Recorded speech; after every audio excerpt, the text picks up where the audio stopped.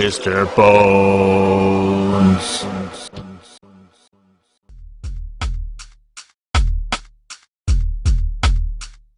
I'd buy that for $1.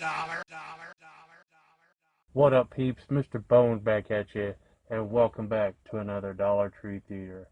And what we're talking about is 2003's Acacia from Tartan Asia Extreme Line.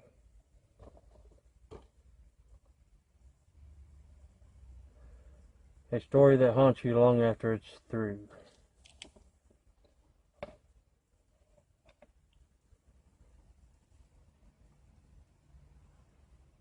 This is directed and written by Ki Hai Ong Park.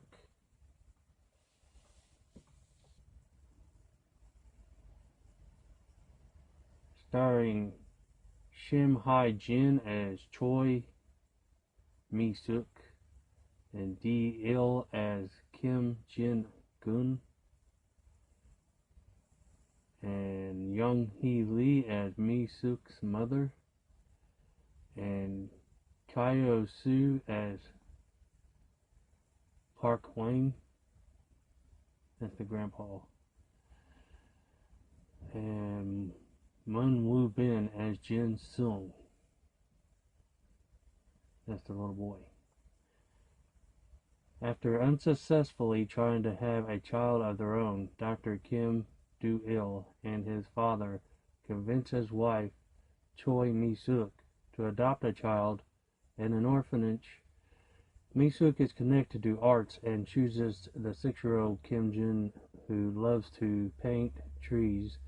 The boy becomes closer to the little 8-year-old girl next door named Min Ji, and is attracted to an old acacia tree in the backyard.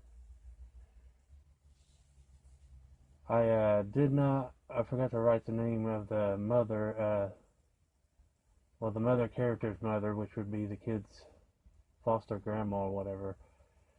She is not welcoming to the kid. She's really rude.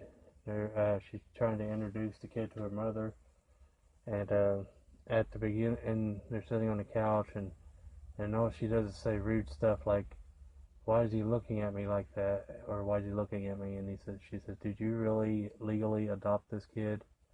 You should return him. It is best to have one of your own blood." It's like, what the fuck is wrong with this chick? So he does not get along with his foster grandma because she's just rude and doesn't want anything to do with him.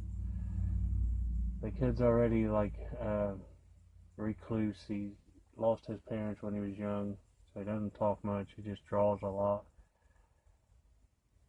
The father is working all the time, but he's the one that wanted them to adopt. And the main person that's nice to him is the grandpa figure, the dad's dad. And so yeah, it's a slow burn. It's weird. These two are a young, early 40s couple that get along and they're in love and get along just fine until they decide to adopt. Then all of a sudden they're arguing all the time over who's doing what right. And one day, the kid doesn't feel welcome when one day he yells, "You're not my mom, I'm going to be with my real mom." And he always wants to hang out with the old dying acacia tree in the backyard.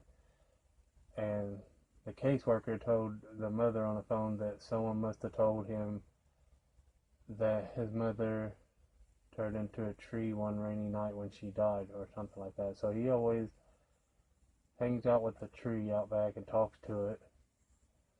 He made friends with the little girl next door and takes her on rides on his bike and stuff, his little bike. But one day, they're all arguing and he just takes off and disappears. And all of a sudden the tree starts blooming and growing leaves and stuff, and it was dying. So it's like some mysterious way the little boy became part of the tree. And the tree or the little boy, is protective of the little girl that lives next door. One day, the grandpa tried to question her and ask her if she knew where he was. And she says, "Why are you asking me when you already know yourself?" or something. And he starts to walk toward her, and the tree swings a branch and scratches his face. And then sends a bunch of ants out of the tree to kill him, which I didn't understand the grandpa being the first victim when he was the one that showed him the most love and was the nicest to him. Which I guess I skipped over a part where like they're the only ones that bonded. The parents didn't even really talk to him much, but the grandpa came up to him one day when he was in the backyard talking, hanging out with the acacia tree, and gave him some kind of little necklace of an acacia leaf. And then he had him go get his toolbox, and they cut some kind of dead branch or some kind of bad spot off the tree to help it start growing again. So yeah, they had a bond, and he was like the only person really showing any affection to him and was nice to him, so I don't know why he was the first victim. But there's another scene where the grandma from the mother side got pushed to the tree, and then she smelled a flower from the tree and immediately started bleeding out of her nose and coughing up blood and put her in the hospital. And I thought, well, that was unfortunate for you, but you know, you were nothing but rude to the kid. And with the disappearance of the little boy, the parents are always arguing, and the dad turned from being a loving husband to rude as fuck all the time and saying the rudest shit and slapping the mother around. And eventually, there is a scene where he, for lack of a better explanation, people say, forces himself on her, and which I never understood scenes like that in movies. You're a married couple. It shouldn't be that hard to get your wife to have sex with you. You shouldn't have to do that kind of shit, and I hate that kind of shit in movies. So that's what made this movie have a big downfall, and for me to give a big thumbs down. Fuck this movie. The movie's slow pace, slow burn, takes forever for stuff to happen. Once it does, it's sort of interesting. It's an interesting story, but it's not mind blowing or anything. And then you got that scene I just mentioned. So,